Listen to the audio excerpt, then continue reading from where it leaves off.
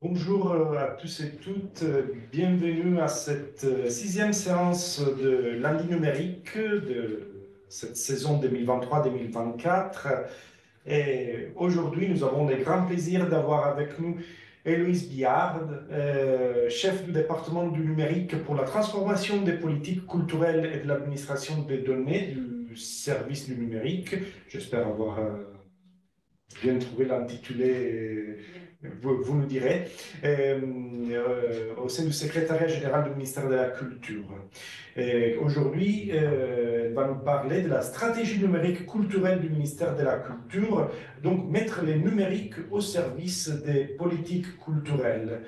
Je vous rappelle que vous pouvez à tout moment poser des questions à l'intervenante à partir du chat Zoom ou à partir du bouton questions-réponses qui se trouve en bas de votre écran. Donc, je rappelle aussi que l'intervention durera environ 1 heure et qu'il y aura ensuite environ une demi-heure pour répondre à vos questions et pour ouvrir la discussion. Donc, n'hésitez pas à envoyer vos questions. Donc, je laisse la parole à Héloïse en vous remerciant encore de votre participation. Bonjour à tous, donc effectivement Héloïse Biard. En fait, on vient juste de changer de nom de département. On a simplifié le nom, comme vous aurez pu remarquer, il était très long. Donc, on a le département des politiques numériques culturelles. C'est plus court, c'est mieux.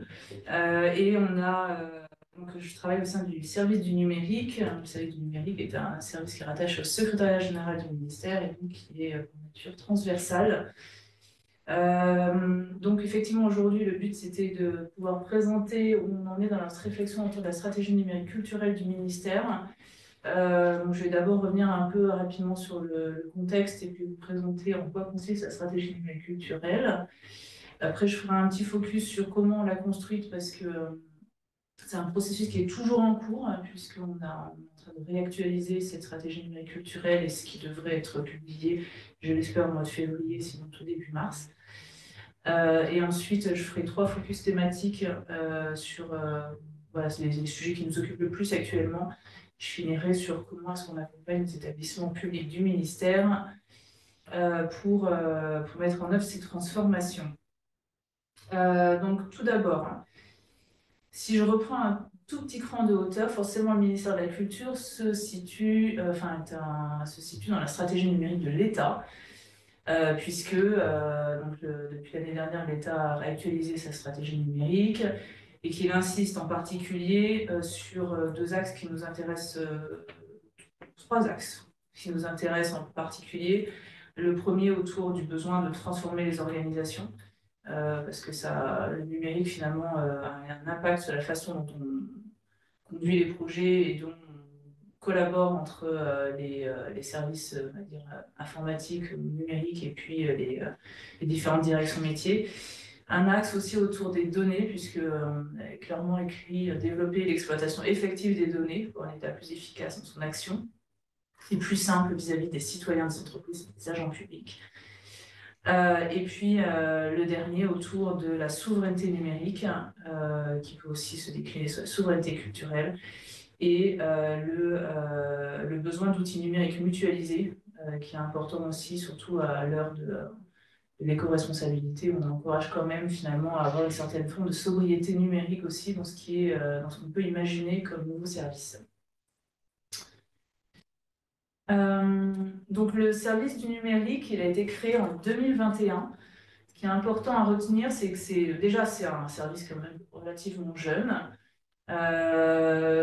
qui avait pour vocation de faire dialoguer ensemble 2 axes qui à l'époque étaient séparés, qui est à la fois le fait que le numérique c'est un levier de transformation interne, donc pour transformer les processus, pour transformer voilà, et pour renouveler les outils avec lesquels on produit les différents processus métiers, pour faire simple, mais que c'est aussi un outil qu'on va mettre au service des politiques culturelles. Et donc finalement, le but du service, enfin le but de la création du SNUM, c'était vraiment d'avoir cette vision globale du numérique pour considérer qu'il est à la fois, voilà, que c'est à la fois ce double que ces deux démarches qui finalement sont assez complémentaires et qu'on n'innove pas hors sol et que tout ça, ça demande aussi de travailler vraiment sur l'organisation et la technique, enfin les outils qu'on met en place, et donc les deux dialogues pour pouvoir créer un environnement favorable dans la durée. Je ne vais pas m'attarder très longtemps sur cette slide-là, mais donc si on parle de transformation interne du ministère, on a quelques priorités stratégiques, notamment une autour du besoin de faire réussir dans la durée les stratégies numériques des établissements culturels. Donc on y reviendra, mais le fait de se doter d'une stratégie numérique culturelle, en fait, finalement, c'est plus d'encourager. On est plutôt sur un discours où on dit qu'on encourage les établissements à se doter eux-mêmes de stratégies numériques, puisque c'est pas le service du numérique qui peut porter l'intégralité de la transformation numérique dans le secteur culturel, et qu'au contraire, aujourd'hui, ce sont plutôt les établissements, notamment qui sont rattachés au ministère de la Culture, mais pas que, hein, bien sûr, qui portent cette transformation. Et ensuite, un axe aussi autour de sauvegarder et valoriser les données culturelles. Donc ça, on y reviendra tout à l'heure. Ensuite, on a deux piliers organisationnels qui sont assez importants aussi. On encourage de plus en plus, y compris dans les méthodes du ministère, mais aussi globalement dans l'offre de services qu'on a au sein du service du numérique avec un atelier numérique qui porte une offre autour des approches de design et des approches centrées utilisateurs. Et puis, on a également un pilier organisationnel autour de qu'on appelle une architecture informatique moderne et modulaire, c'est-à-dire qu'en gros, on est en train de repenser intégralement aussi l'architecture SI du ministère pour dépasser les silos organisationnels et prendre le sujet par plutôt orienté données que orienté SI. Et ça, on y reviendra aussi. C'est assez structurant sur la façon dont sur ce que ça peut rendre possible aussi au niveau du ministère en termes de transformation. Donc, pourquoi une stratégie numérique culturelle et qu'est-ce que c'est une stratégie numérique culturelle? Donc, le besoin de cette stratégie, en fait, elle est issue d'un constat simple, c'est celui que je pense qu'on est plusieurs à partager, qu'on vit quand même à un âge de transformation profonde des usages culturels qui a été amplifié par la crise sanitaire, parce que cette transformation, quand même, elle existait avant, mais que la crise sanitaire l'a quand même accéléré avec l'explosion des pratiques numériques en ligne, la transformation des formes de création, d'émergence des talents, bouleversement aussi des circuits de distribution et la modification des modèles économiques associés. Et donc, on voit aujourd'hui les débats actuels, l'année dernière plutôt autour des NFT, cette année autour des technologies immersives, et puis, pardon, on a changé d'année, on est en 2024 maintenant, mais aussi autour de l'intelligence artificielle qui a beaucoup occupé les débats. On voit bien que aujourd'hui, les nouveaux usages numériques, ils interrogent quand même l'ensemble du monde culturel, les métiers du patrimoine, les métiers de la création, la recherche, l'enseignement supérieur, jusqu'au métier de la diffusion et aussi de la rencontre avec les publics. Et donc, c'est ces évolutions qui questionnent aujourd'hui directement en fait, la place du numérique dans la culture, les objectifs de politique culturelle dans un monde numérique. Et donc, afin d'alimenter ces réflexions et ces enjeux, on a souhaité engager une démarche qu'on appelle une démarche de stratégie numérique culturelle. Le but était finalement de mobiliser, ici je le représente rapidement, même si il en manque forcément, mais en fait, le fait de dire qu'on a essayé de mobiliser un écosystème assez vaste pour montrer que le numérique, finalement, il impacte tous les métiers de la culture et tous les différents cercles concentriques, en fait, finalement, parce que c'est pas l'administration centrale qui décrète, il y a aussi forcément les DRAC, il y a les opérateurs du ministère, il y a tous les acteurs culturels, et sur l'intégralité des champs de la culture. Donc, on a essayé de construire en fait, une stratégie numérique qui brasse assez large et qui mobilise cet écosystème. Alors, on n'a pas forcément réussi à mobiliser tout le monde, ça je le préciserai après, mais qui en tout cas permet de montrer aussi l'ampleur du sujet. Donc, on avait en 2021, on avait rédigé une première version de cette stratégie numérique culturelle, et donc on a dédié mélange les années, excusez-moi, 2022 et 2023, une partie de 2020 et une partie de 2023, à l'actualisation de cette stratégie numérique et au fait on a construit autour une démarche finalement collaborative pour justement associer l'écosystème culturel, associer aussi les directions générales du ministère qui portent, qui portent ces politiques numériques, parce que ce n'est pas le service du numérique qui porte l'intégralité des politiques numériques culturelles, on s'appuie bien évidemment sur les directions générales du ministère. Et donc, le document qui est en ligne sur le site du ministère, celui de 2021, et qu'on va actualiser là dans les prochaines semaines, c'est un document qui cherche à démontrer ce que le numérique peut apporter aux politiques culturelles. En fait, c'est plutôt un cadre d'analyse. On n'est pas là pour dire ce qu'il faut faire, pour lister plein d'actions à mettre en place, mais plutôt on a essayé de chercher à poser des défis et à donner un cadre d'analyse qui incite les acteurs culturels à établir eux-mêmes leur propre stratégie numérique. C'est-à-dire, en gros, et on les présentera après, hein, là j'ai conscience que c'est peut-être un peu abstrait, mais en gros, on a recensé, on va dire, les différents défis et les bonnes questions à se poser quand on souhaite pouvoir prendre la transformation numérique culturelle. Et aussi le constat qu'on doit partir des usages, on doit partir que les acteurs culturels doivent pouvoir définir des objectifs en fonction de leur propre stratégie, c'est important, c'est-à-dire que c'est pas on prend un outil, on le calque, on réfléchit à comment le numérique vient transformer les objectifs les objectifs stratégiques, les objectifs artistiques ou les objectifs scientifiques qu'on peut se fixer. Donc, les défis de la stratégie numérique, on a fait 4 grandes familles de défis, 4 grands axes. Le premier axe, il est sur renouer avec les publics et leurs usages. En fait, on part du constat que dans tous les secteurs culturels, les pratiques culturelles numériques sont en forte expansion. Et donc, le premier défi, c'est de réussir à prendre la mesure de la mutation de ces usages, c'est-à-dire pouvoir mesurer, pouvoir comprendre et pouvoir identifier les différents usages numériques. Et donc ça, c'est aussi pouvoir tester des méthodologies qui sont des méthodologies du design qui sont plus proches de vraiment la compréhension avec des tests utilisateurs, des sondages, et aussi tout ce qui permet finalement d'objectiver les comportements numériques et les attentes des publics actuels, et puis également de pouvoir exploiter et analyser les données d'offres et les données d'usage, c'est-à-dire qu'il y a un axe très important sur la capacité à finalement à exploiter toute la donnée qu'on peut collecter à travers les différentes expériences culturelles. Voilà, on est parti notamment du constat, par exemple, qui était largement partagé dans l'étude du DEPS sur le fait qu'aujourd'hui, la moitié des jeunes générations accèdent à la culture presque exclusivement grâce à des outils numériques. Donc, c'est quand même un enjeu à prendre en compte. Un autre défi qu'on a dans la foulée, qui est le fait que l'analyse des usages et des publics est un point de départ dont l'objet est ensuite de nourrir les réflexions sur les stratégies de diffusion et de positionnement des offres culturelles. C'est-à-dire on peut comprendre les publics, mais il faut aussi travailler sur la manière dont on les diffuse, dont on les positionne.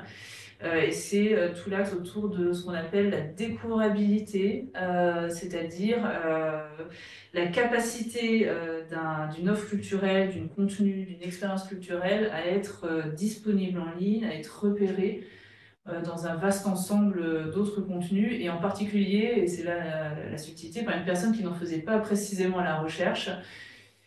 Et donc, la découvrabilité, c'est un concept notamment qui a fait l'objet d'une stratégie commune entre le ministère et puis le Québec, et qui est aussi sur le site du ministère et qui est porté notamment par la DGMIC, Direction Générale aux Médias et aux Industries Culturelles. Voilà, et donc cet axe-là, en fait, finalement, il prend aussi le constat qu'aujourd'hui, à l'ère, on va dire, de l'attention, on produit toujours plus de contenu, et donc finalement, il y a un foisonnement de contenu en ligne, et donc c'est de plus en plus difficile de réussir à se démarquer, c'est de plus en plus difficile aussi pour un public de trouver une offre et de choisir aussi, parce que tout ça a un impact aussi sur la capacité de chaque personne à choisir ce qu'il veut regarder et ce qu'il veut. Voilà. J'avance quand même, parce que sinon je peux... Ensuite, le numérique peut être aussi utilisé pour aller chercher de nouveaux publics et développer la démocratie culturelle. Donc c'est le constat finalement que l'accès à la culture par Internet permet de dépasser aussi les entraves qui peuvent être liées au déplacement, à l'accessibilité physique des lieux, à la programmation, encore à la géographie des offres culturelles. Et enfin, le fait que ça permet aussi de garder le lien avec les publics. On peut imaginer de nouvelles formes de collaboration et de pratiques, culturelles en ligne avec les publics, notamment via les réseaux sociaux, etc.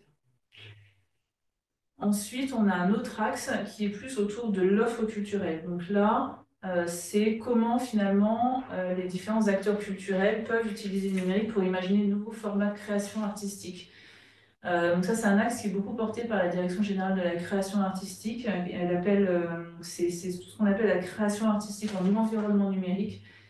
Donc c'est un champ de création assez transdisciplinaire qui en fait finalement voit comment est-ce que les créateurs peuvent explorer une nouvelle possibilité offerte par la numérique et encourager les partenariats entre art sciences. En fait, finalement, ça crée de nouveaux partenariats entre art sciences, entre créatifs et acteurs de la tech, etc.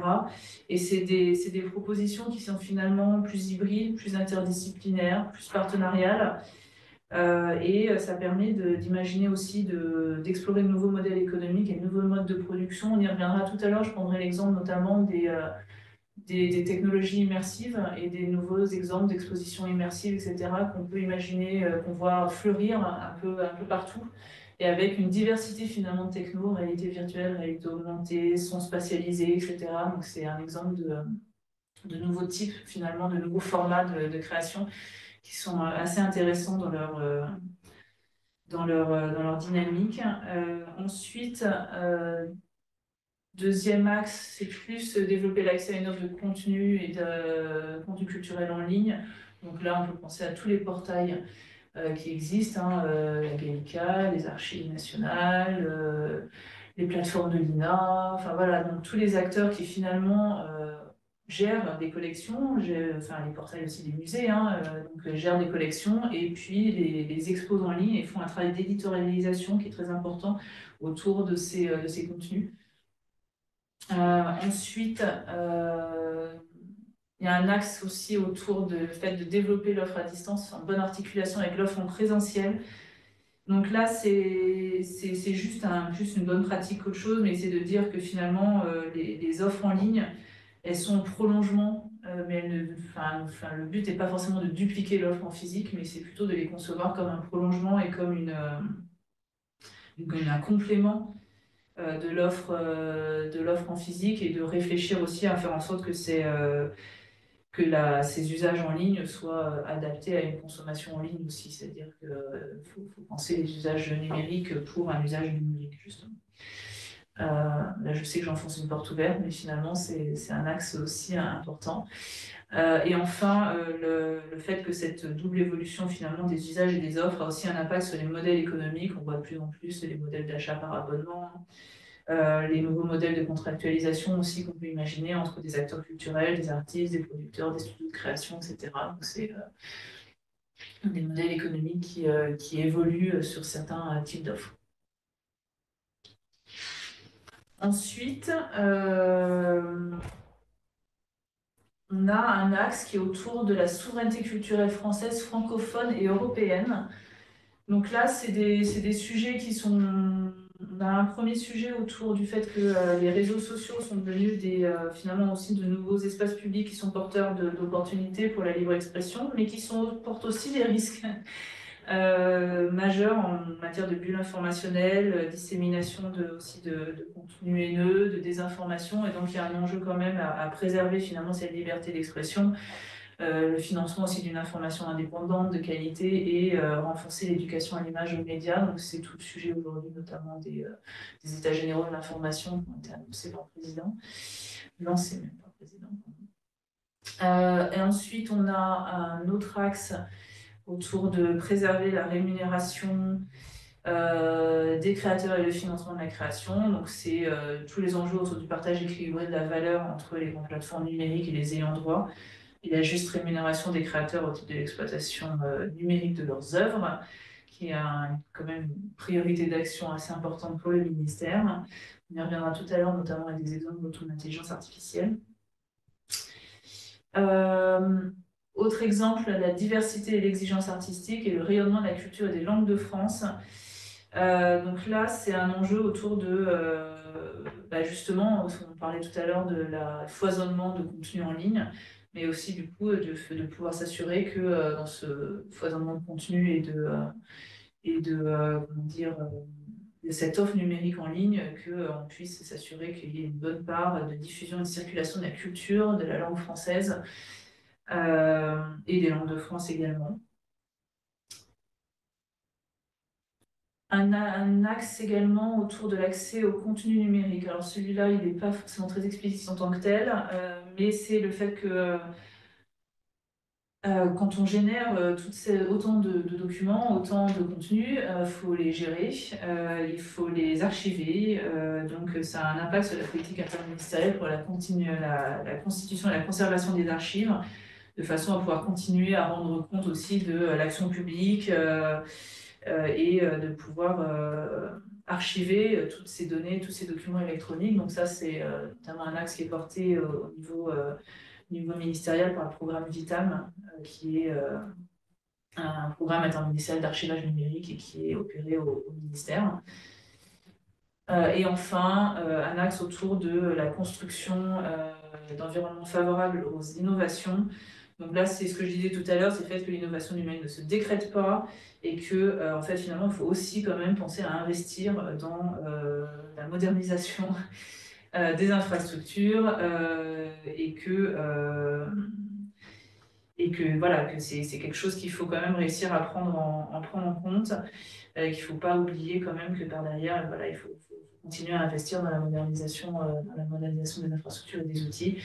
Et que la diffusion de ces... et après, le fait aussi que la diffusion de ces innovations, elle va passer aussi par l'émergence et la structuration de réseaux d'innovation avec lesquels le ministère travaille. Et dernier axe, je regarde juste l'heure, dernier axe, on est autour de imaginer des nouveaux métiers et préparer l'avenir. Donc voilà, l'axe est plutôt plus que descriptif, c'est de se projeter sur les impacts à long terme de toutes ces transformations. Donc, un premier sur la transition écologique, la transition éco-responsable et durable, excusez-moi. Et donc, ça part du constat que les secteurs culturels, finalement, ont un rôle essentiel à jouer pour maîtriser l'impact écologique, puisque la course, tous ces nouveaux formats culturels alimente aussi la course au renouvellement des terminaux des utilisateurs, les TV, les smartphones, les ordinateurs, et que ces terminaux sont justement aujourd'hui, représentent, en tout cas selon les estimations, 80% de l'impact carbone du numérique. Donc il y a un gros enjeu autour de ce volet-là, et on y reviendra aussi, mais c'est les enjeux de mutualisation par derrière apportés entre les différents acteurs. Et donc le SNUM a nommé une directrice de projet justement transition écologique, sobriété numérique, qui monte actuellement tout un plan d'action avec des référents dans les établissements pour justement travailler sur ces enjeux-là. Un axe autour de l'accompagnement de la transformation, de l'évolution des métiers, donc notamment avec les enjeux autour de la formation initiale et la formation continue. Sachant que au sein du ministère, le ministère peut s'appuyer aussi sur un réseau d'écoles d'architecture, des écoles d'art qui sont attachées au ministère.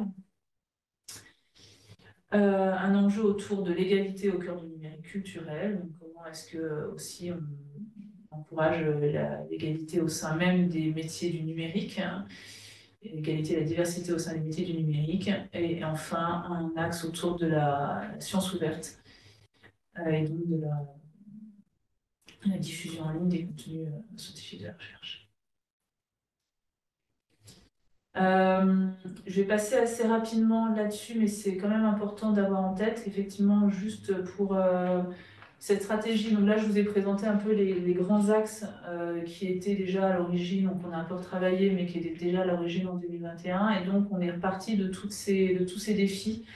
Et on a construit en 2022 et 2023 une démarche avec autour de groupes de travail thématiques qui avaient pour vocation justement de pouvoir creuser tous ces axes-là et de pouvoir mobiliser l'écosystème pour faire remonter finalement c'est quoi les besoins du secteur, c'est quoi les besoins des différents acteurs, et puis aussi travailler justement sur un ajustement de cette stratégie, sur un plan d'action un peu opérationnel pour le ministère, et sur comment est-ce qu'on crée finalement cette vision partagée, cette vision un peu positive du numérique. Donc ça nous a permis quand même aussi d'agréger des réseaux d'acteurs qui parlent sur ces sujets-là et qui travaillent sur ces sujets-là.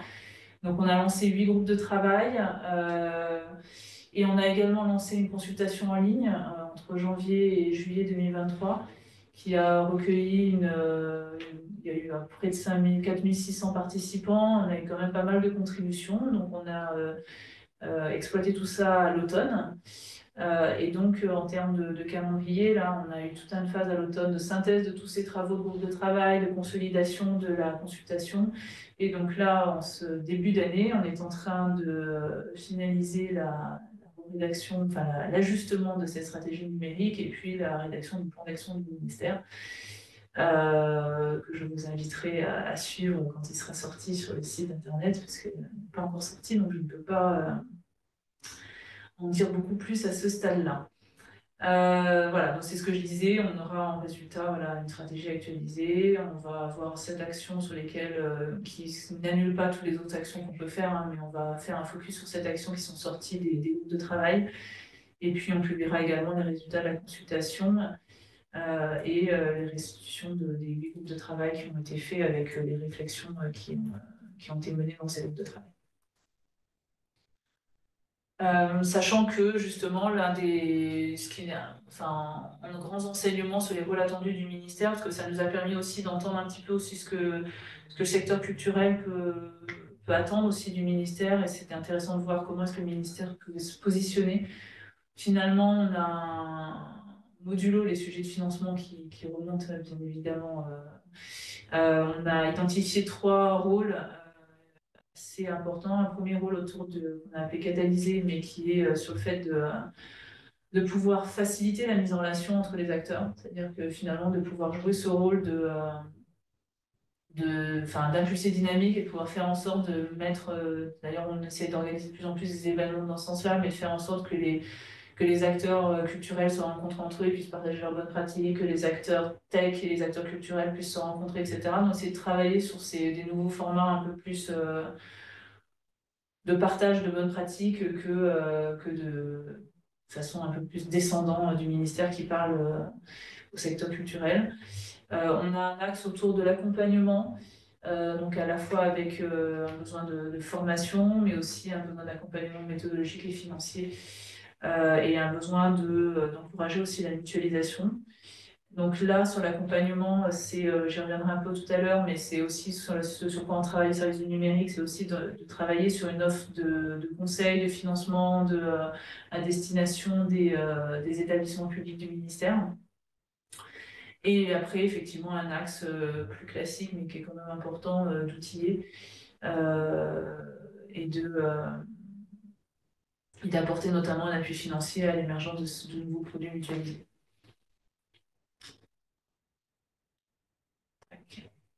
Alors, là, je vous propose peut-être de passer sur 3 axes thématiques. Un premier axe qui est globalement autour de ce qu'on appelle la politique des données et des contenus culturels. Là-dessus, il y avait déjà une première feuille de route qui avait été publiée en 2021. Entre-temps, on a fait le constat que le ministère a engagé pas mal de transformations, puisqu'on est en train de refondre, comme je le disais tout à l'heure, le système d'information du ministère. On a également eu beaucoup d'échanges, notamment via la stratégie numérique culturelle. On a eu beaucoup d'échanges en interne avec des DG, avec des établissements, etc. Et donc, du coup, ça nous a amené quand même à à évoluer sur certains sujets, à faire émerger de nouveaux projets. Et puis, 2023, vous n'aurez pas échappé, le sujet de l'intelligence artificielle est revenu en force. Et la précédente feuille de route considérait qu'on n'était pas encore assez mature pour parler d'intelligence artificielle, ce qui n'est plus vraiment le cas en 2024. Donc, on a souhaité relancer un travail autour de la politique des données et des contenus culturels.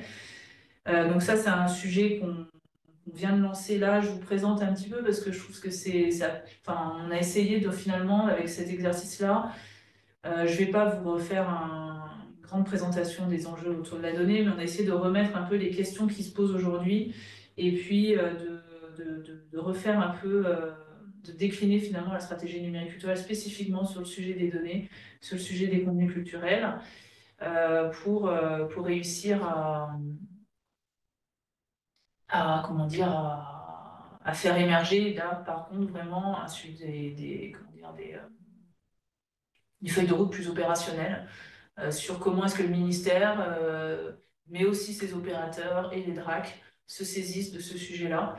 Donc là, c'est pas que la feuille à terme, ce sera pas que la feuille de route du ministère, mais ça sera plus globalement une feuille de route, on va dire, agrégée aussi des actions portées par le ministère, mais aussi portées par certains opérateurs du ministère qui font un peu office de locomotive sur certains sujets et qui souhaitent s'engager sur ces sujets-là.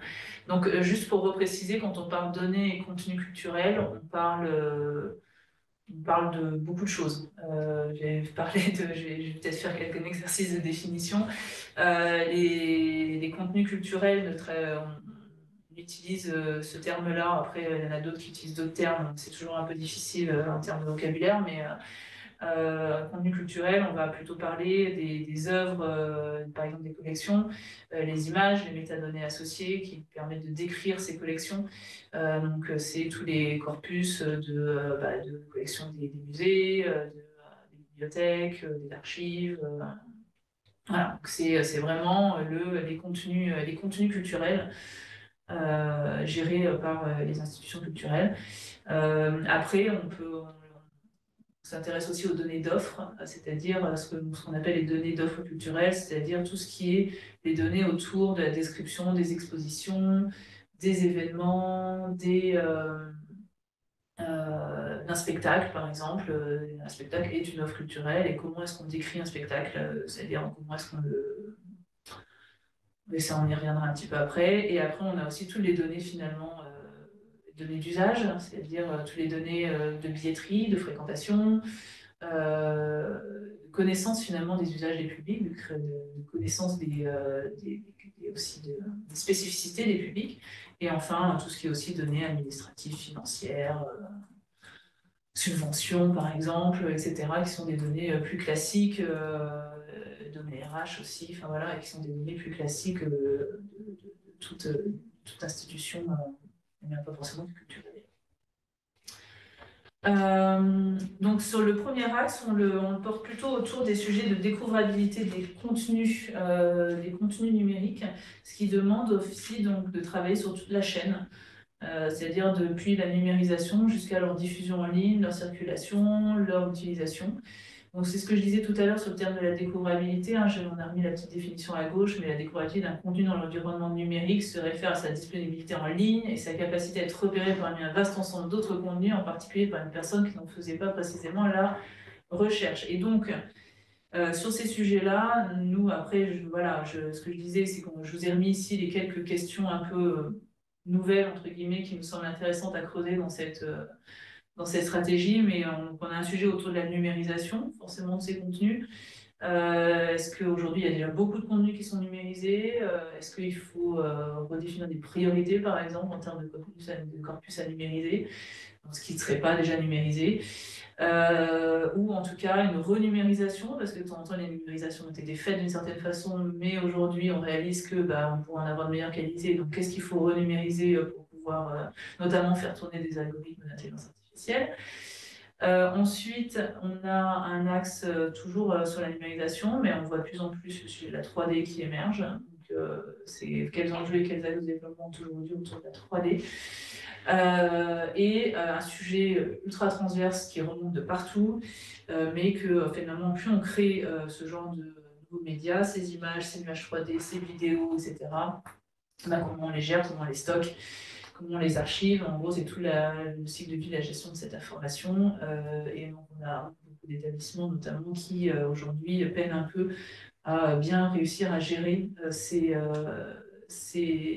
données et qui se tournent vers le ministère, justement, pour voir comment est-ce qu'on pourrait concevoir, en tout cas, une offre de service un peu partagée sur ces sujets-là. Ensuite, on a le sujet des métadonnées. Donc, ça, ce que je disais tout à l'heure, c'est comment on décrit et comment on décrit ces contenus numériques et donc comment est-ce que on encourage les différents standards de description de ces contenus et comment est-ce qu'on rationalise et comment on standardise aussi les mécanismes d'agrégation de remontée de ces métadonnées, notamment auprès du ministère. Puisque aujourd'hui, le ministère a de nombreuses bases nationales, notamment, qui agrègent l'information et qui, du coup, aussi peuvent permettre de les rediffuser.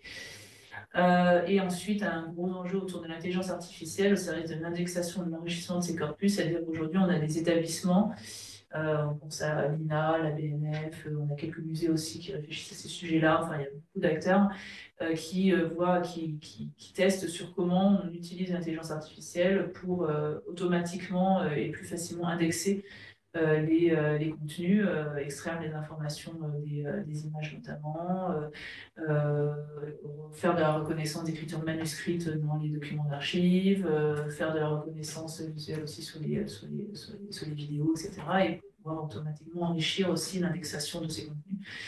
Et donc tout ça a un impact forcément sur les systèmes d'information de ces acteurs. Et donc, qu'est-ce que ça veut dire finalement d'utiliser aujourd'hui l'intelligence artificielle pour, et quel est l'impact aujourd'hui sur les organisations internes des acteurs qui utilisent ces outils pour chercher à passer un peu à l'échelle sur justement l'indexation des corpus. Et enfin, un axe autour de la diffusion, et donc avec tous les enjeux autour de quelle politique aujourd'hui en matière d'ouverture de ces données et du choix des bonnes licences. Et puis, un axe aussi qui nous semble important autour des espaces de données européens.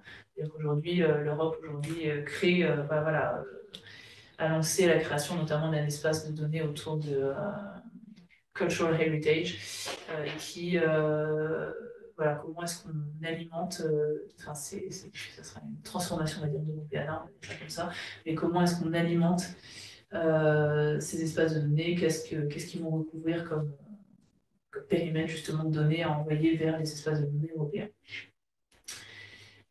Et puis après, c'est tout ce que je disais autour, mais je ne vais pas revenir dessus sur l'éditorialisation et puis l'accès en ligne aux données des collections. Après, l'axe autour aussi, il est autour de la découvrabilité des offres physiques. Donc c'est ce que je disais. C'est-à-dire qu'aujourd'hui, on a fait le constat que les offres qui décrivent les expositions, les spectacles, les événements, etc., elles sont très peu structurées. Il n'y a pas vraiment de standard qui existe aujourd'hui. Donc chaque acteur peut saisir finalement ces données-là de manière un peu différente. Il les saisit plusieurs fois en interne, il les saisit plusieurs fois en externe quand il veut les diffuser sur des portails d'agenda, par exemple, culturel, etc. D'agenda en ligne. Et donc, ça, c'est une question assez ouverte aujourd'hui, mais c'est quoi le rôle du ministère? Est-ce que le ministère aurait un rôle à jouer là-dessus pour aider en tout cas à structurer davantage ces standards de description? Il y a des initiatives qui existent déjà, qui ont déjà été financées notamment via France, les gros programmes d'investissement France 2030. Mais en tout cas, il y a un vrai sujet aujourd'hui sur comment est-ce qu'on encourage quand même une meilleure standardisation de ces offres et de façon aussi à pouvoir plus facilement les agréger, puisque derrière, il y a un enjeu de bien pouvoir identifier finalement quelles sont les différentes offres sur un territoire, notamment, parce que finalement, si on n'arrive pas à bien agréger la donnée, elle n'est pas facilement découvrable, puisqu'on sait, si on veut pouvoir se géolocaliser pour trouver aujourd'hui une offre autour de chez soi, c'est pas forcément toujours très facile, et il n'y a pas aujourd'hui d'offres qui font vraiment ce travail modulo 1 non négligeable, qui est le pass culture, à destination des jeunes, mais qui recense quand même un substantiel, je ne voudrais pas dire de bêtises, nous sommes bien 17 000 les offres de 17 000 acteurs culturels.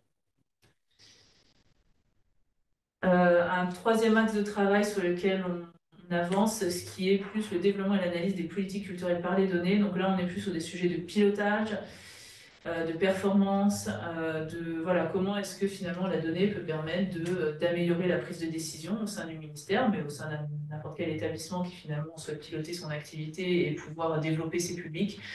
Donc là, on est vraiment sur un axe, on parle plus des données administratives, des données d'usage, et des données voilà, le fait de réussir à exploiter toutes ces données pour mieux piloter son activité. Avec deux questions du point de vue du ministère sur lesquelles on travaille, qui est l'enjeu de rationalisation de la manière dont le ministère collecte les données. Qu'aujourd'hui, il y a une multitude de canaux pour envoyer de la donnée au ministère. Il y a des enquêtes, il y a des formulaires, il y a il y a des demandes de subventions, il y a des démarches pour obtenir des agréments, etc. Mais en fait, finalement, il y a un enjeu quand même aujourd'hui de rationaliser ces outils et ces canaux de collecte de façon à simplifier à la fois la façon dont on exploite ces données en interne, mais aussi la façon dont on communique avec l'ensemble des acteurs à qui on demande toutes ces données. Et puis un enjeu aussi, donc ce que je disais effectivement, de développement des publics, là qui est plus auprès des institutions culturelles, sur notamment c'est tous les enjeux de marketing qu'on peut avoir sur l'exploitation des données des publics. Et après, dernier axe, c'est soutenir la création de nouveaux services pour les acteurs culturels. Donc en fait, c'est une fois qu'on a de la donnée, qu'elle est de qualité, qu'elle est découvrable, qu'elle est exposée, etc., on peut aussi imaginer finalement de nouveaux services et on peut imaginer de nouvelles offres. On a mis ici quelques exemples, mais par exemple, on a une offre autour on voit bien qu'aujourd'hui, ça peut permettre de personnaliser aujourd'hui les parcours de visite, par exemple. En tout cas, il y a avec des applications, etc., de pouvoir permettre de travailler sur des parcours personnalisés, ou en tout cas de pouvoir permettre aux gens de mieux trouver l'information qu'ils cherchent et de pouvoir personnaliser aussi leur consommation culturelle, si je peux dire ça comme ça. Je sais que c'est pas un joli terme, mais en tout cas de pouvoir personnaliser leur parcours culturel. Et c'est aussi, on voit l'émergence d'intelligence artificielle de recommandation. Donc, c'est les algorithmes de recommandation aujourd'hui sur les plateformes. Donc, on connaît ceux de Netflix,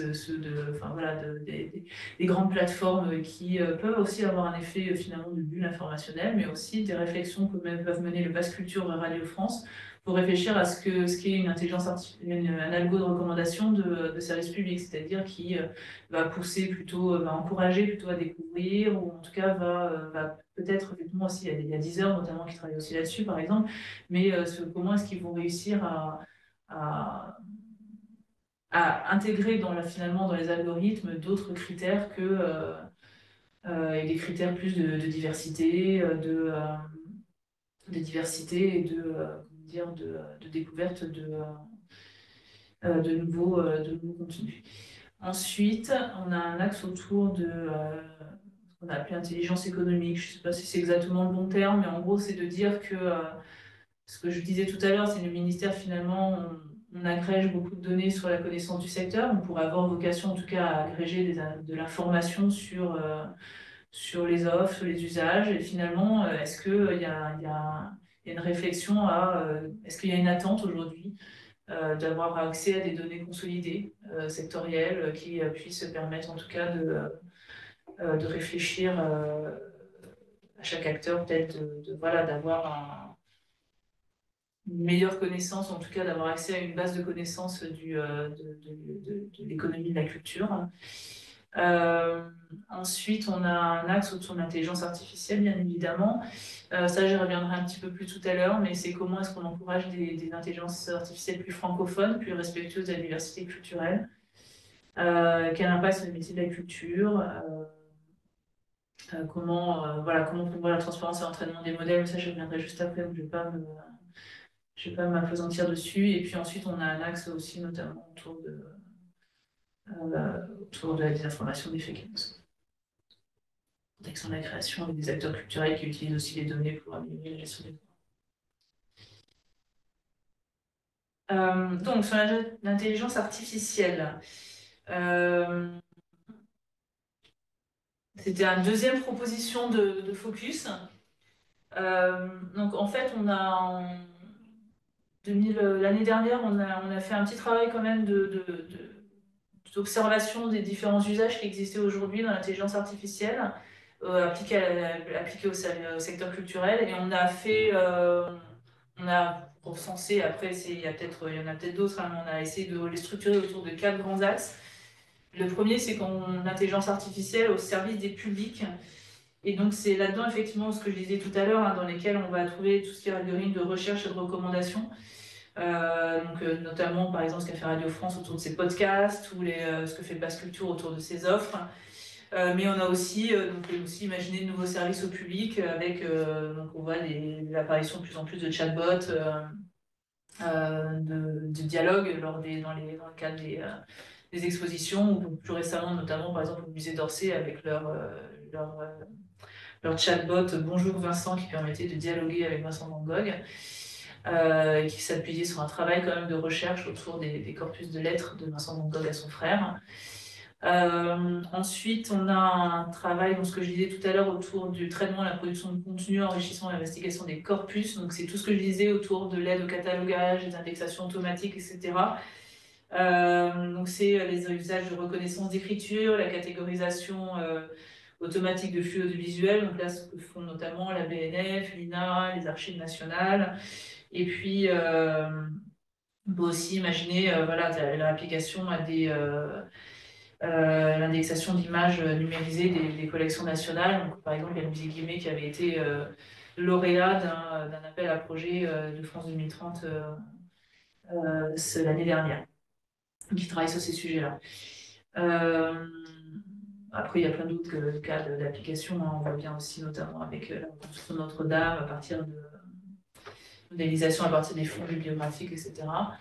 Ensuite, on a un axe autour de la performance et l'aide à la décision administrative. Donc là, c'est pas du tout spécifique culture, mais c'est les gros usages dont on voit beaucoup, dont on entend beaucoup parler quand même, sur l'aide, je sais pas moi, à la synthèse de documents, l'aide à la synthèse de réunions, synthèse de rapports. On peut imaginer plein de choses. Il y a plein de cas d'usage qui foisonnent en ligne, qu'on voit fleurir.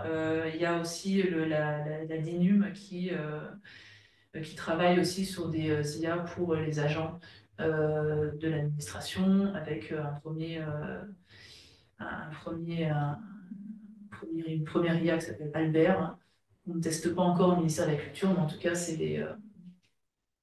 qui aide qui a une IA d'assistance à la relation avec les citoyens. Et ensuite, le dernier, qui est l'IA au service de la création artistique. Et donc là, c'est toutes les nouvelles formes de création assistées par l'intelligence artificielle.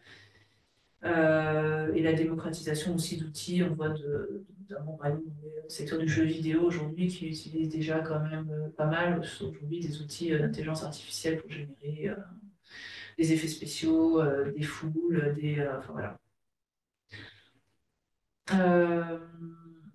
Et là-dessus, effectivement, c'est un sujet qui est plus suivi par la Direction générale de la création artistique, notamment pour l'impact sur les métiers créatifs.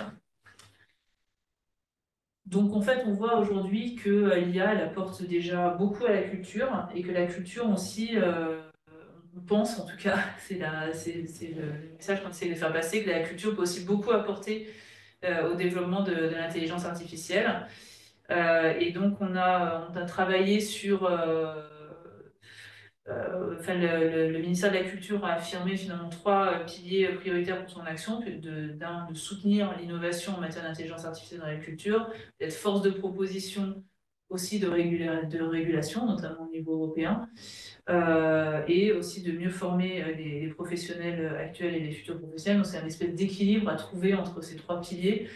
Il y a un groupe de travail culture qui a été désigné dans le cadre du comité interministériel pour l'IA générative, qui est en train de travailler sur, qui a fait toute une, enfin voilà, qui a fait toute une phase d'audition à l'automne et qui est là en train de travailler sur un rapport final, mais qui a été missionné sur les 4 premières thématiques que vous voyez en haut.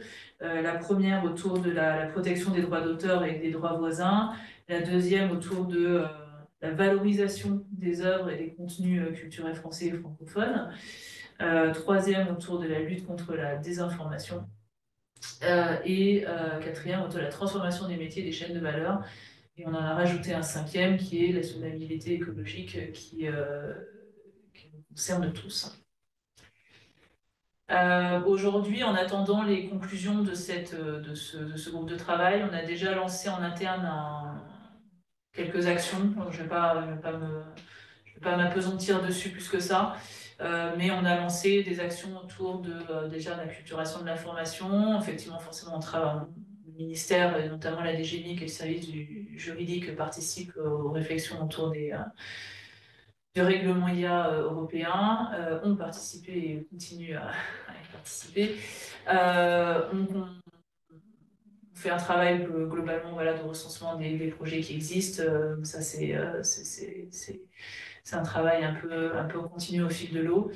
Et on a un projet sur lequel je vais peut-être revenir un tout petit peu plus rapidement, qui est effectivement le fait de pouvoir travailler sur des corpus d'entraînement, c'est-à-dire effectivement de travailler sur comment est-ce que les données de la culture contribuent, ce qu'on disait tout à l'heure, à la présence finalement de la culture et des langues françaises, de la langue française et des langues de France dans les intelligences artificielles, enfin dans les modèles d'intelligence artificielle.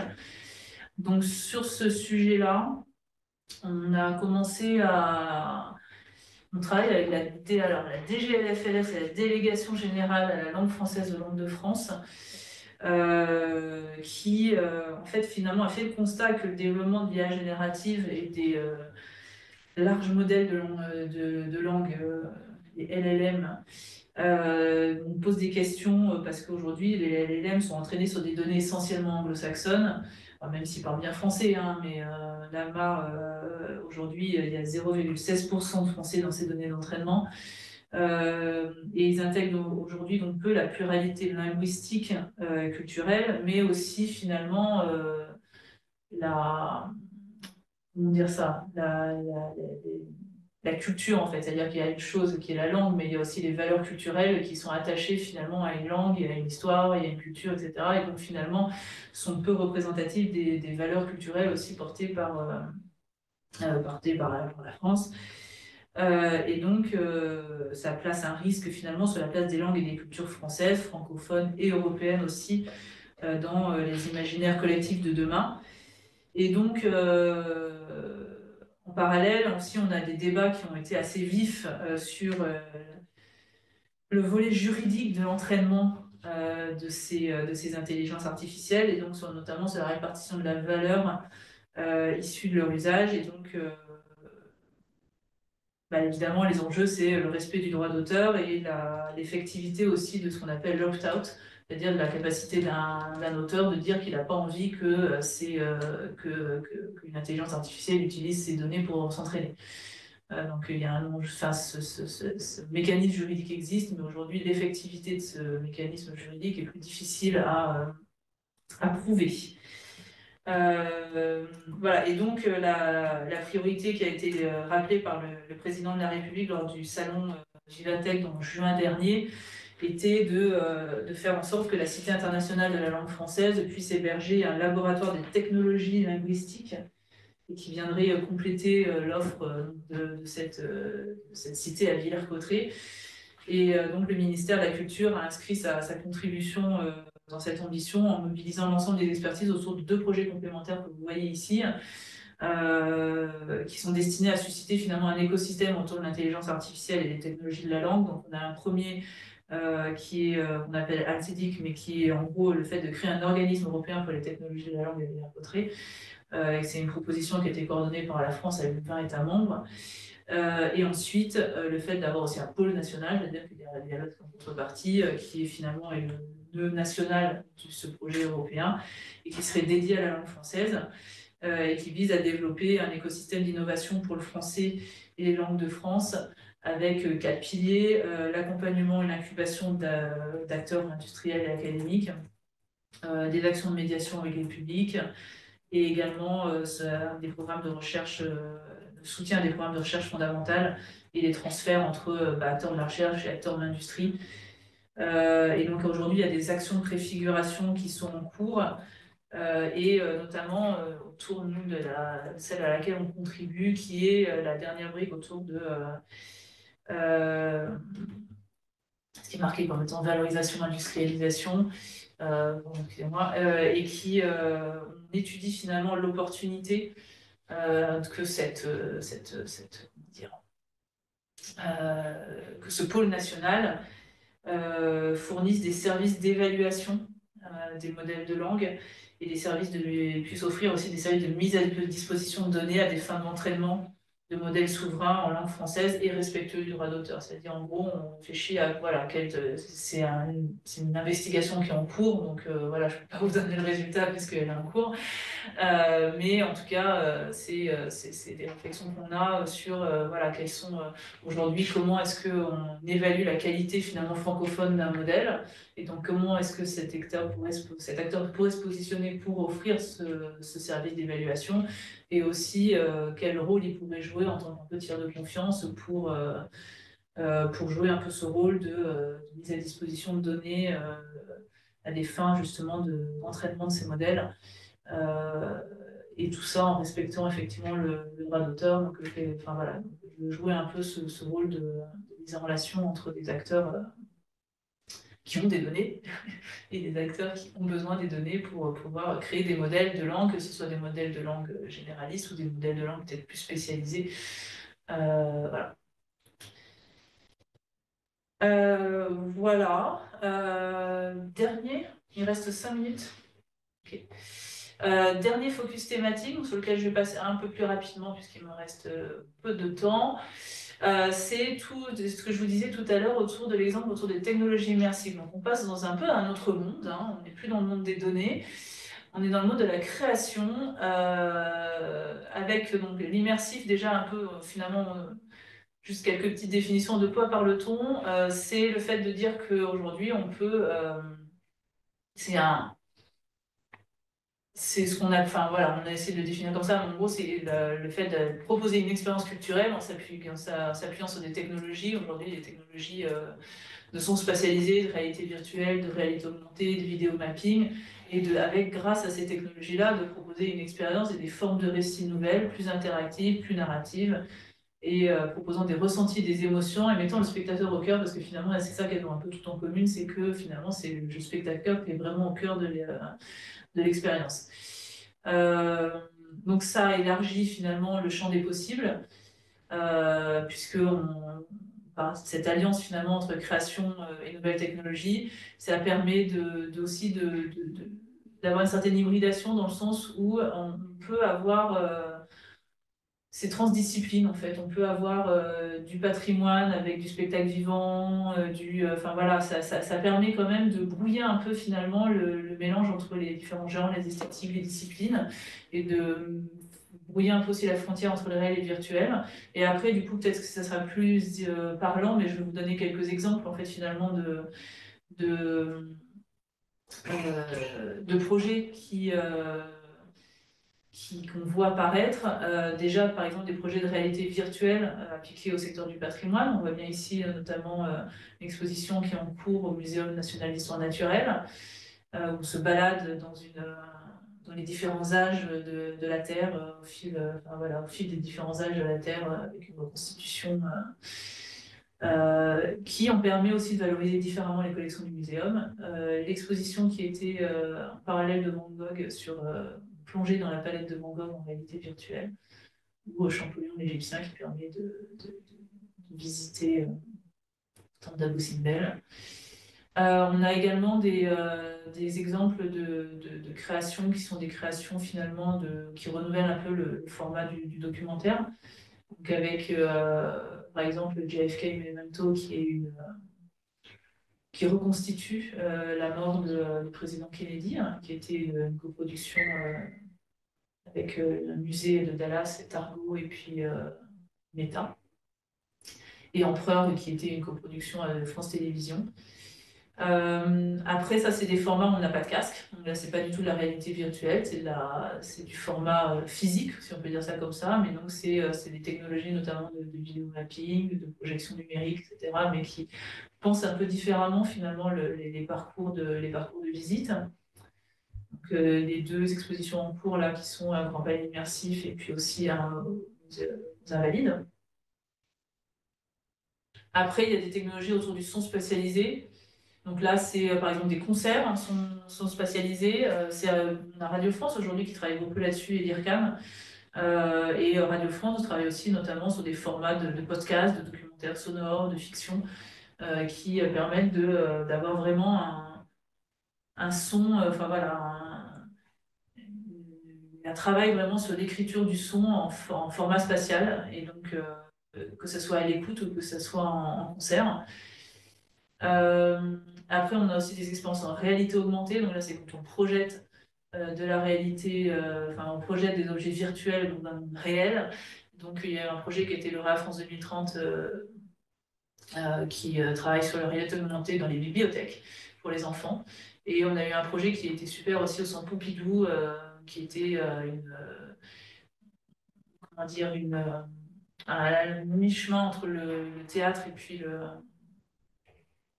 le théâtre, l'exposition, finalement, on déambule, on revit finalement, on revit la première, la vie finalement de Claudette Colvin, qui était la première femme noire à refuser de se lever dans un bus. Et donc, on voit au fil de l'expérience, on voit les formes qui sont, enfin, les formes, le bus, les personnages qui s'animent autour et qui font revivre cette expérience-là. Et puis après, c'est aussi toutes les expériences qu'on peut voir autour voilà, des jeux en ligne, des visites, notamment le projet du Centre des Monuments Nationaux, qui a été lauréat aussi de France 2030. Les métavers en ligne, les jeux comme Fortnite ou aussi Room, qui est un métavers de concert virtuel.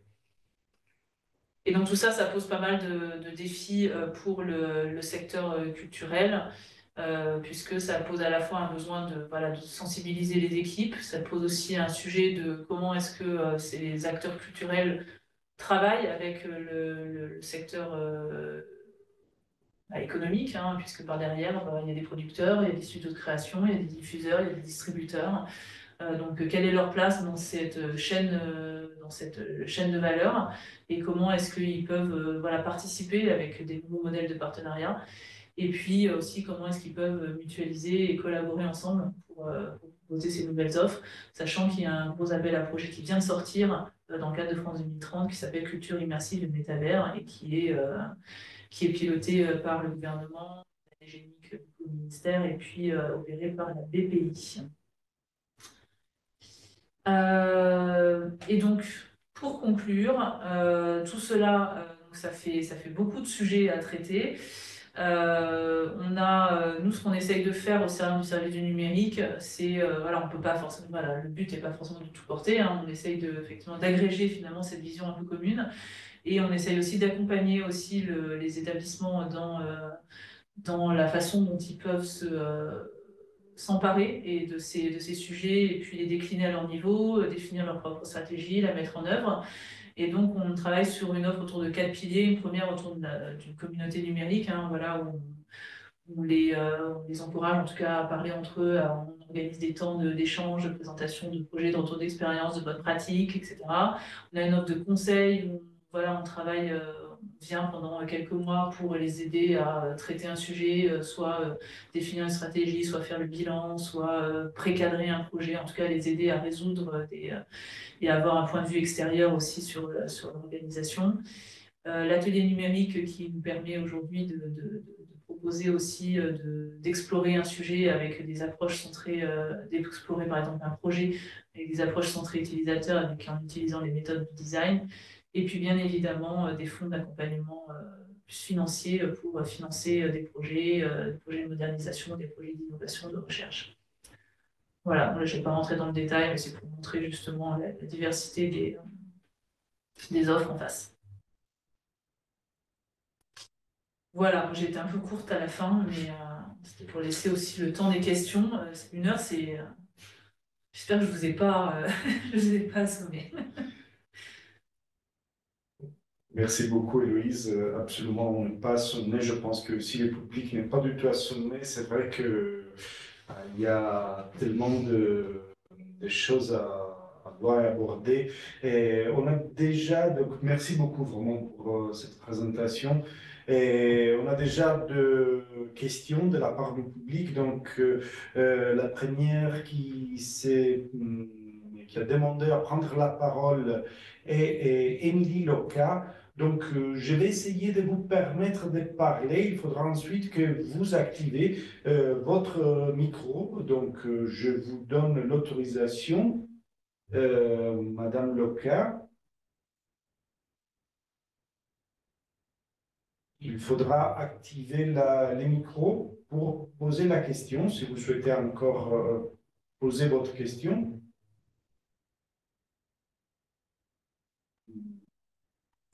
Peut-être pas. Elle a baissé la main. Peut-être que c'était une erreur. Mais entre-temps, il y a une autre question rédigée par Emmanuel Château-Dutier. Donc, l'axe diffusion sur la découvrabilité des contenus numériques évoque une réflexion sur la commercialisation. Au Royaume-Uni, une décision de justice a récemment mis en avant que les restrictions de justice, pardon, des décisions de justice a récemment mis en avant que les restrictions apportées par certains musées à la diffusion d'œuvres dans les domaines publics constituaient des fraudes. Pouvez-vous clarifier la position du ministère et indiquer ce que prévoit le ministère dans sa stratégie à l'égard de l'ouverture des contenus culturels normalement dans les domaines publics? Alors, sur ce sujet-là particulièrement, il n'y a pas de position aujourd'hui enfin, en tout cas, à ma connaissance, il n'y a pas de position uniforme du ministère sur ce sujet-là.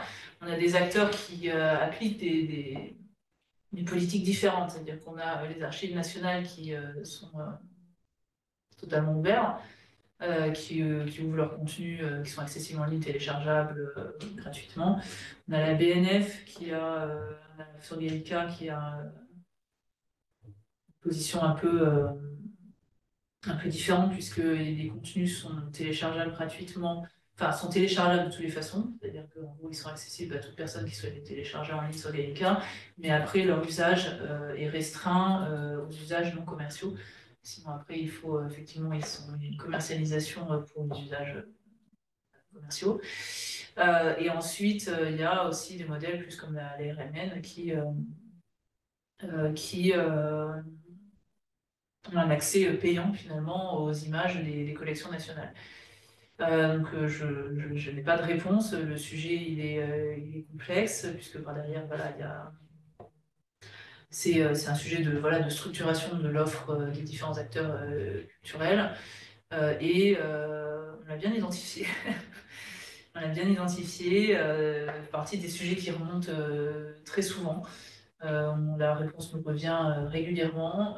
Par contre, je n'ai pas de politique officielle du ministère sur le sujet à donner pour l'instant. Je ne sais pas si c'est une réponse, mais il anime beaucoup les discussions, en tout cas, au sein du ministère et avec les différents acteurs.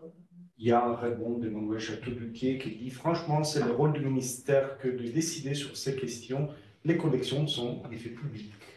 Mais moi, j'enchaîne avant de... Je suis d'accord, mais je suis d'accord, mais le SNIL n'est pas seul au ministère. Je suis d'accord. D'ailleurs, c'est une des questions qu'on pose dans la politique des données que je vous ai montré tout à l'heure. C'est une des questions, en tout cas, clairement évoquées. Et c'est vrai que... En tout cas, enfin, là où je suis d'accord avec ce qui est écrit, c'est qu'effectivement, oui, il y a un rôle du ministère pour en tout cas mettre tout le monde autour de la table sur ces sujets. Moi, je me posais la question concernant l'implication du ministère pour l'IA, pour l'entraînement de l'IA, c'est que je trouve être très important. Nous interrogeons beaucoup aujourd'hui dans le monde de la recherche, dans le monde culturel, sur quel rôle on peut jouer comme chercheurs, chercheuses, conservatrices et conservateurs dans l'entraînement. Mais vous avez présenté un engagement sur la langue. Je pense que aussi la culture visuelle nationale est un enjeu à prendre en compte. Je dis ici évidemment à l'Institut national d'histoire de l'art, parce qu'il y a évidemment une spécificité française à la culture du visuel, à la culture de l'image. Donc j'espère que ce soit un élément pris en compte par les ministères et qu'il rentre aussi dans la mise à disposition des contenus. C'est le sujet des usages derrière la question effectivement sur l'ouverture des contenus. Effectivement, après, c'est le sujet de si on veut pouvoir les utiliser, quelle est la nature des données qu'on met à disposition. Et effectivement, là, j'ai beaucoup parlé de la langue parce que c'est le projet sur lequel on commence. C'est-à-dire que c'est le sujet qui était mûr et qui était prêt, qui était porté par une direction, une délégation, enfin une direction du ministère. Mais effectivement, ce sujet est tout à fait duplicable, en tout cas tout à fait dans le radar, on va dire, de la question autour effectivement des visuels et on pourrait dupliquer tout à fait la réflexion qu'on a aujourd'hui sur les collections d'images. Merci beaucoup. J'enchaîne avec la question de Pierre-Yves Laborde, qui demande, on voit bien comment vous travaillez avec les acteurs du domaine culturel en France, mais quid du travail du ministère à l'international, notamment en Europe? Ce que je disais tout à l'heure déjà sur l'Europe, c'est que nous, on suit attentivement le sujet de au service du numérique, hein, on suit le sujet de la constitution des espaces de données européens. C'est-à-dire qu'aujourd'hui, on participe aux réflexions sur à quoi doit ressembler cet espace culturel européen, cet espace de données, pardon, excusez-moi, européen. Quelles données il est censé agréger, pour proposer quels services, etc. Donc ça, c'est des discussions qui sont toujours en cours et qu'on suit donc au service du numérique en lien avec le Bureau des affaires européennes du ministère. Ensuite, à l'international, on a également si je pense par exemple, si je parle plus comment dire, après je dis que moi ce que je connais, hein, je suis pas aux affaires internationales du ministère, donc je vous dis ce que je vois moi de ma fenêtre. Effectivement, après on a également des partenariats, enfin en tout cas avec dans le cadre de France 2030 notamment pour encourager des diffusions à l'international, des innovations numériques culturelles françaises, donc avec des partenariats. Et on travaille beaucoup avec l'Institut français du coup là-dessus, donc qui est quand même le bras armé, on va dire, de la culture à l'international conjoint avec le ministère des Affaires étrangères. Voilà.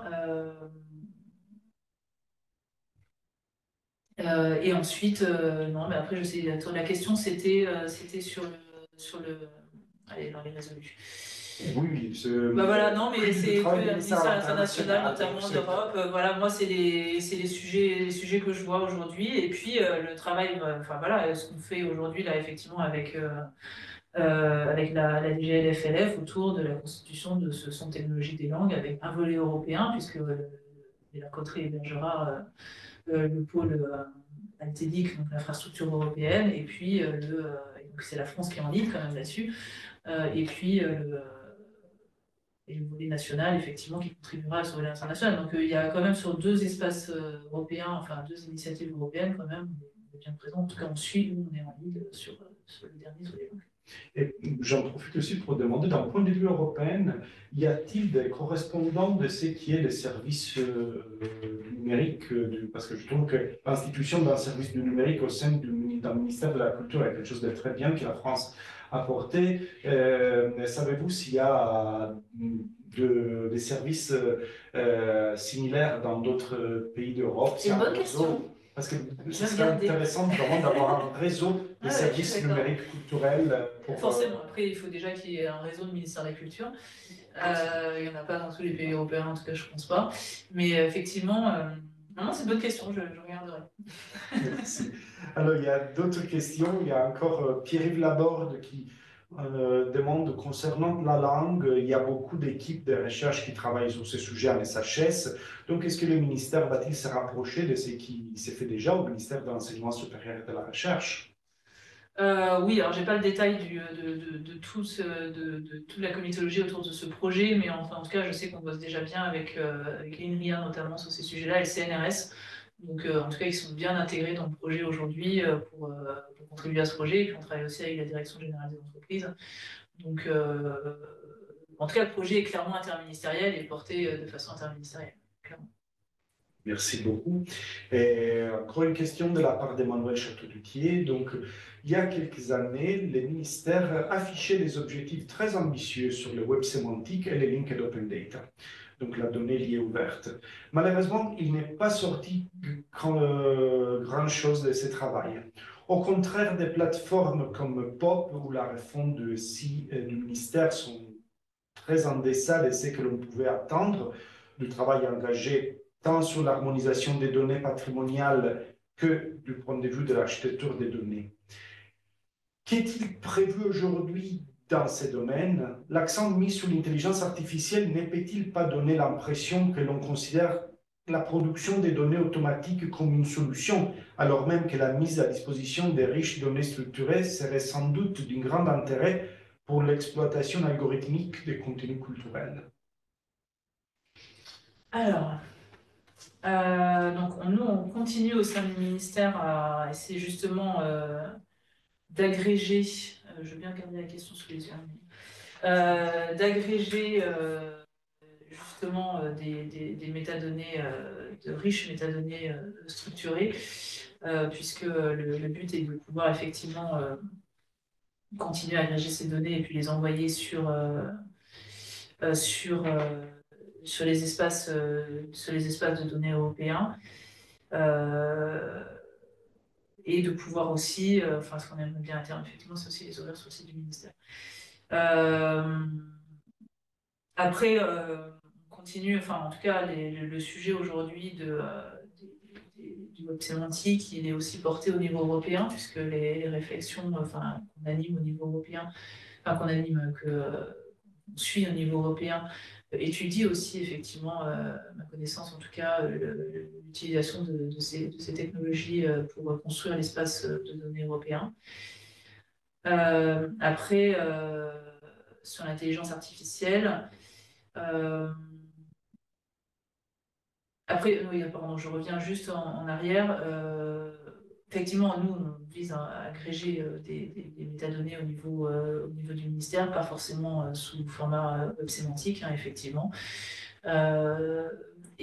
Par contre, on travaille aussi avec quelques acteurs pour les aider et les soutenir dans le travail qu'ils peuvent faire, eux, à leur niveau aussi, pour travailler sur ces technologies-là. Et ensuite, après, sur l'accent mise sur l'IA, ne peut-il pas donner l'impression qu'on considère la production de données automatiques comme solution, alors que même que la mise à disposition de données structurées serait sans doute d'un grand intérêt? Bah, je pense qu'il y a un peu les deux, c'est que l'IA peut aider enfin, en tout cas, à produire de riches données structurées, et elle peut aussi se nourrir de riches données structurées. C'est-à-dire que c'est un peu, pour moi, c'est un peu les deux. Aujourd'hui, on a des acteurs qui réfléchissent à comment est-ce qu'ils peuvent utiliser l'IA justement pour produire ces données, et non pas forcément déjà pour exploiter des données qui sont déjà pré-remplies en fait. Donc, je pense que c'est, en tout cas, je pense que c'est les deux faces d'une même pièce, mais peut-être que je me trompe. Le fait, je pense que l'accent, c'est surtout sur le fait que derrière l'intelligence artificielle, il y a toujours un riche travail d'intelligence biologique qui alimente des bases à la fois de documentation et de redocumentalisation qui sont issues de la recherche. Avant de lire la question, une autre question d'Emmanuel Château-Dutier, je souhaite revenir au début de votre présentation parce que, en effet, l'idée, c'est de permettre aux établissements sous la tutelle du ministère, de se doter d'une stratégie numérique, ce que par exemple l'INHA est en train de faire. Mais est-ce que le ministère fournira de toute façon des lignes guides de bonnes pratiques à suivre? Donc oui, vous avez présenté les ateliers, etc. C'est vraiment à travers l'action des conseils qu'on pourra vous solliciter le ministère évidemment, pour mieux définir une stratégie d'établissement? Alors, on fait, effectivement, on a cette offre de conseil. Après, on peut aussi être amené à produire, on va dire, des doctrines, en tout cas des bonnes pratiques à adopter en termes d'usage des données. Par exemple, là, dans les tuyaux, on a une note normalement qui devrait sortir sur l'utilisation du 3IF, notamment sur le fait de pouvoir utiliser ce protocole d'échange pour, en tout cas, d'encourager l'utilisation de ce protocole d'échange, notamment à des fins de bon partage aussi d'écologie, enfin, on va dire, pour éviter de partager à chaque fois les images. Donc ça, c'est typiquement un des axes sur lesquels on peut être amené à, enfin, en tout cas, à proposer des choses déjà, des doctrines clairement identifiées. Et dans le cadre de la politique des données et des contenus culturels qu'on souhaite porter là, il peut y avoir certains axes sur lesquels on est sur des axes, on va dire, plus de préco, et puis des axes qui sont plus effectivement d'accompagnement du coup des établissements. Je ne sais pas si je réponds à la question. Oui, absolument. Je lis de la question, pour l'instant c'est la dernière question, je ne sais pas si d'autres souhaitent poser des questions, n'hésitez pas. Donc c'est Emmanuel Château-Lutier qui demande: ces dernières années en France, des programmes comme de l'ABEX ont permis de développer des relations actives entre les milieux de la recherche et les institutions culturelles. Quelle est la place de la recherche dans la stratégie numérique du ministère? Comment cette stratégie envisage-t-elle la poursuite des collaborations entre recherche et culture?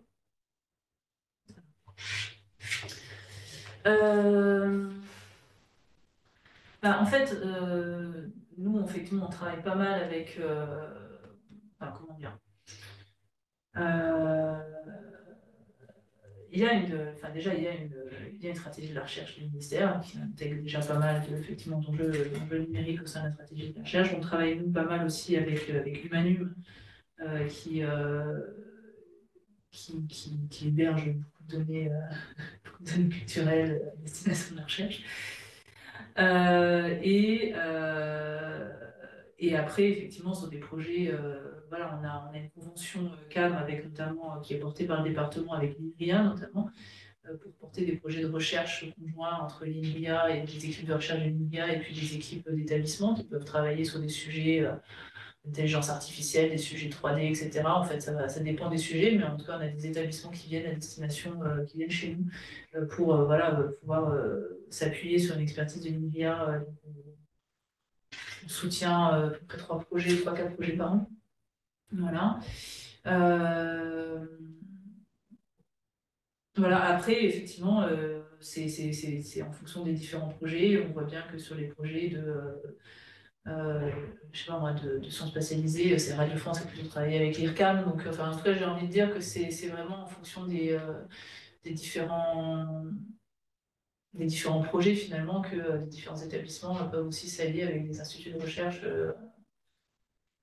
Voilà, je pense que je ne réponds pas parfaitement à la question. Mais...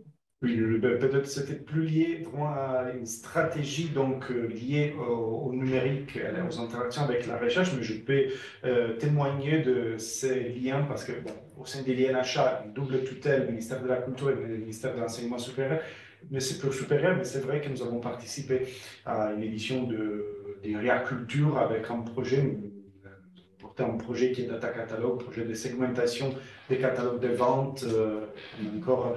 L'intelligence artificielle était moins à la mode peut-être qu'aujourd'hui, bien moins développée aussi, mais c'est vrai qu'il y a aussi des établissements qui peuvent faciliter ce genre de liens.